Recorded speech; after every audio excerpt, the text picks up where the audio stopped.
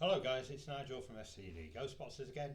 I'm just doing a quick video because I've had a couple of customers recently asking me to do a step-by-step demo on how to set up and operate the FCD MK4+Adj Ghost Box portal all in one. And it's a lot easier than when you write it down on paper to do basically. I'm going to show you how easy it is today. Okay, so what is the MK4+Adj?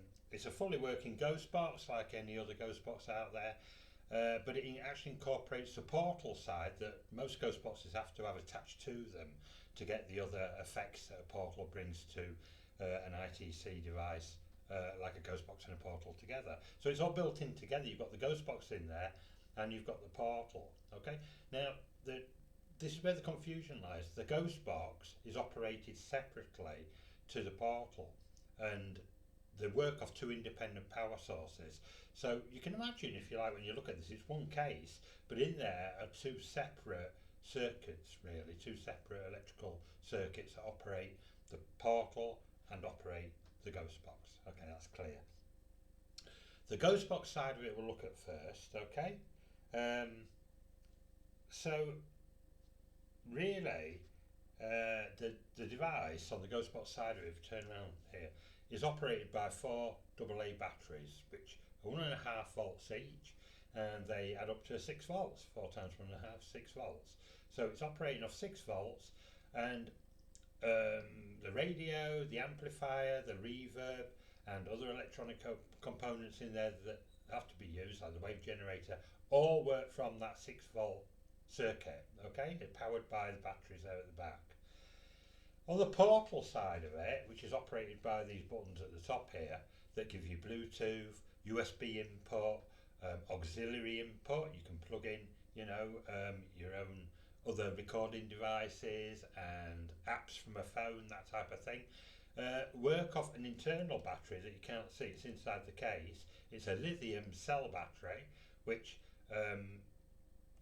gives 3.5 to 4 volts of power to operate that side of things. Okay, that's got its completely own separate circuit and is powered separately from the ghost box, as I mentioned earlier.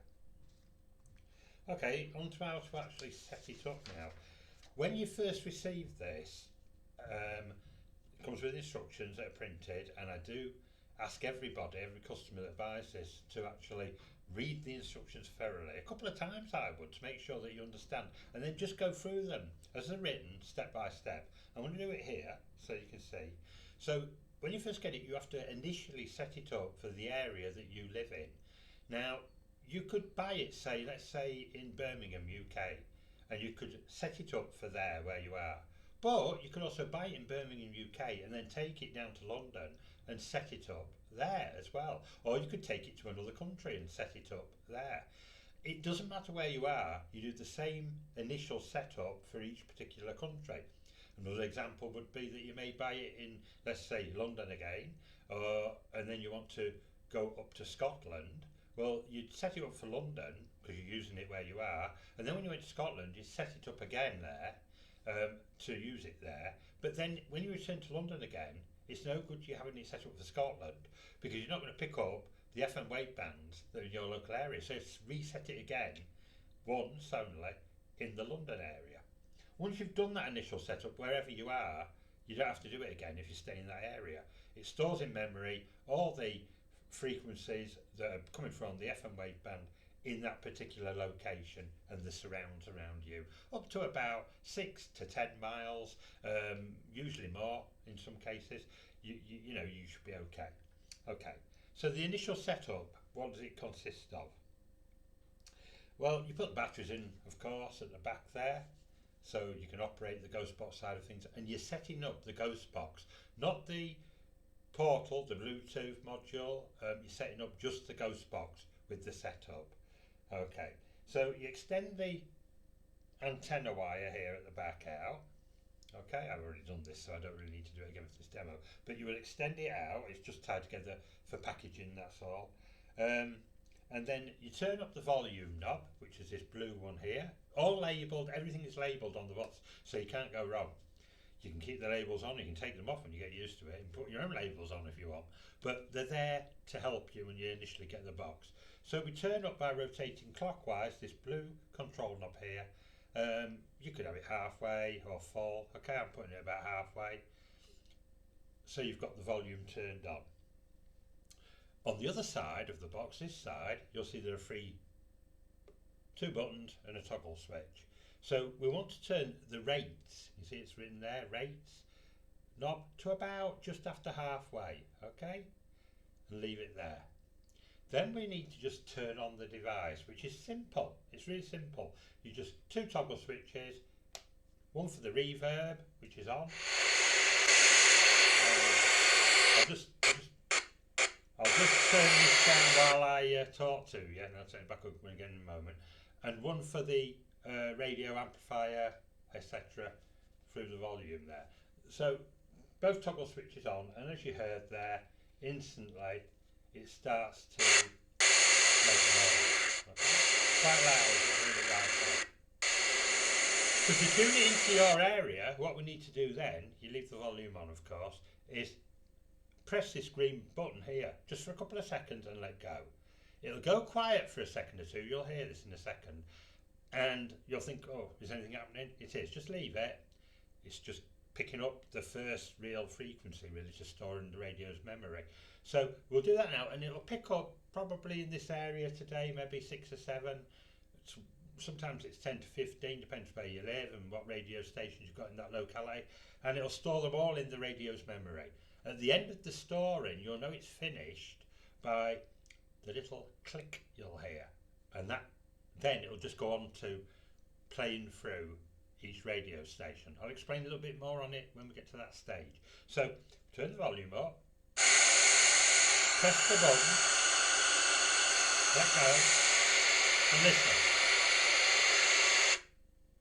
There it goes quiet. Slow down.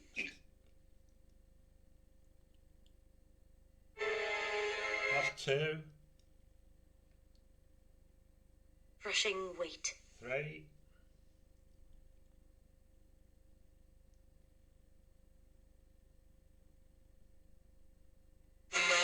4.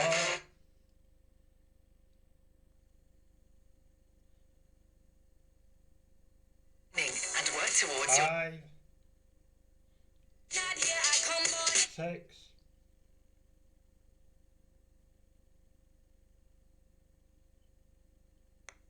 'There's the click. We only got 6 that time. There is the click, did you hear it? Now it'll start to try and sweep. But of course, we don't want it playing radio. We want it to work with stereo. So we turn it off, turn both toggle switches back off, then go back to your rate switch at the side. Remember, all them radio stations now are stored in the radio. No matter if you turn it on and off a million times, it'll stay there. Okay? So you go back to your rate switch here, and we turn it, let's turn it right back up to the fastest speed. Okay? Then, each time, you can put this away in the cupboard now and get it out 2 weeks later. You don't have to go through the tuning process unless you move to a different area.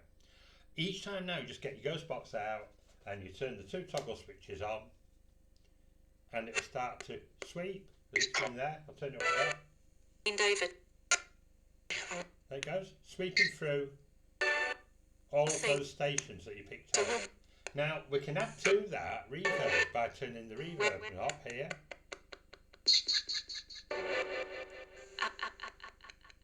There you go. And we can change the rate of the sweep if you want by the rates knob at the bottom. You can have a lot of reverb, or you can have hardly any.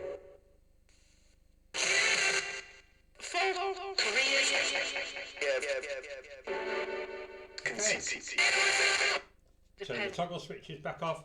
That now is set up to use as a Ghost Box wherever you go, and it'll sweep through all those channels, bring through, you know, the sounds and no static. As you see, it's digital processed in there, so you get no static like you do on some other Ghost Boxes. Some people prefer that static, some don't. It's horses for courses. We don't use it because we want to get the information coming through clearly. Okay, so that is it. It's as simple as that. If you just want to use this as a Ghost Box, you won't do anything else. But we want to use it as a ghost box and a portal, so we've got other inputs we can put into it, other sounds. And to do that, like I told you, you could do it separately to the ghost box. You could not set the ghost box up and still just use this as a speaker portal. You could attach a different ghost box to it and use it as a portal. Okay, so operating the portal side of it is even easier than the actual operation of the ghost box, because it's a separate circuit. If we look on the top here, you'll see it's got its own on-off switch, and as soon as you turn that on, The Bluetooth device is ready to pair. you've got the coloured speaker there, which only works with the portal side of the device. Okay, and it'll keep flashing away there all the time the portal's on. Now you can turn on, if you want to, with the portal, the ghost box. So you put down the two toggle switches again, and it starts to speak. Right, we'll turn them off a second. So you can use the ghost box with the portal, even though they're two separate systems inside the case. But let's say we want to put in a different device. Let's say that we've got our mobile phone and it's got a ghost box app on it. What you do is use the mode button here at the top, and you notice that when it came on, it had the lovely Chinese lady saying your device is ready to pair with Bluetooth. You could pair a Bluetooth enabled mobile phone, for example, or any other Bluetooth device, and play the sound through the portal. So you could mix up those app sounds from a Ghostbox app with the radio ghost box that's in the FCD Mark IV. You can mix all of it up if you want to, if you know what I mean. You can even put a third device in and mix it up, because all the sounds are channeled through the same amplifier and come through the same loudspeaker at the front. The only thing you cannot do, unless you get wires and it becomes really complicated and things, and if you know what you're doing, you can do it, is to actually attach your own reverb unit so that you get reverb on all the portal side of it and the ghost box. The reverb that's built in will only work with the radio ghost box side of things. I hope I'm not confused you there, but it could get complicated if you wanted to, but we're not doing that. We're just going to keep it simple. We've got a radio ghost box, and we've got a portal that includes Bluetooth, USB input in the top. You see there's a USB port there. You could get sound files onto USB sticks, stick them in, play them on their own through the box, or randomly even, or with the ghost box. Remember, everything you put into this can be also mixed up with the radio ghost box as well, or played independently. Okay, you can play the ghost box on its own, you can play the portal on its own, or you can mesh them both together. You've also got a charging port there, so I'll show you there at the top there. This is only to charge up. Remember I told you at the beginning there's a lithium battery inside? Well, you still need the batteries for the ghost box radio on the back there, which will need changing every so often. Okay, but to charge up, if you're using the portal, you can do that through USB, through your phone charger, and it simply plugs into the top there. And a couple of hours to 4 hours. I usually leave mine just on for, throughout the afternoon, and it's charged up well enough to use for a good couple of hours session. Okay, you've got input for an aux in as well. You might want to put a radio of your own device with an auxiliary lead, an aux 3.5 lead, and plug it into there. Then you could put your sounds through there as well. So it's got lots of options. This is why we keep saying we're trying to give you value for money. You're not just getting a ghost box that people sell for twice this price on its own. You're getting all this portal extra with it as well. Okay, and the ability to have it all in one case rather than lots of different devices that are attached to your ghost box, which just means carrying more things around to get the same effect basically. Okay, it's got a carrying handle there on it.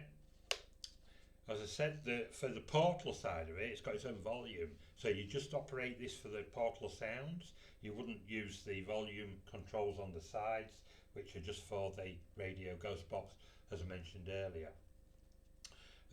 It's simple as that. I mean, I don't understand why I get the odd customer, not many, come back to me and say, I don't understand how to operate it.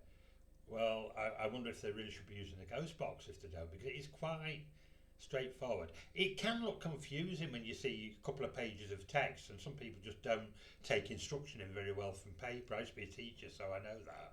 But really, at the end of the day, this video demonstration should be enough to get anybody up and running with this box and use it every time. As I said, the main thing to remember is that you're working with two separate circuits in one box, and I think a lot of people, the confusion comes is that they put the Ghost box on, the toggle switches down, then try to turn the volume and things up with these buttons at the top here because they haven't read the instructions, and they're saying things like, well, I've got no sound coming out of it, or they don't quite understand why, because you have to use the volume knob on the side for the Ghost box. That's why it says on it volume. Okay, right, so I hope that explains it all. I can't say any more than that. We'll end the video here. It's quite straightforward, it's quite simple, and there you go. The FCD MK4+Adj, ready to go. Thanks for watching, guys.